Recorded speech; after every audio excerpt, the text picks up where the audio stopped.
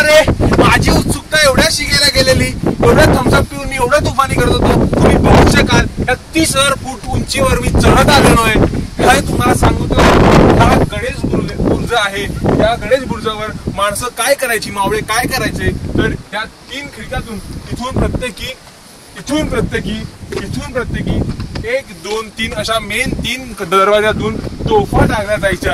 त्या काळी जर तुम्ही बघितलात माझ्या जवळ इथून गन्स ठेवल्या जायच्या. ज्या नवीन गन्स त्यावेळी मिळाल्या होत्या महाराजांना, त्या टाकल्या जायच्या.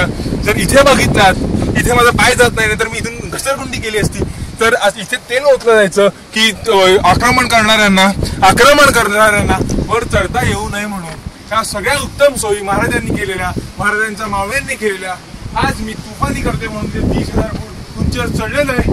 आता मला उडी मारायची नाही आहे, कडेला कसा होता हे तुम्हाला दाखवण्यासाठी मी इथून उडी मारणार आहे. तुम्ही नीट बघा प्लीज, शॉर्टकट करू नका. शॉर्टकट केला तर मला दुःख होईल. मी उडी मारणार आहे.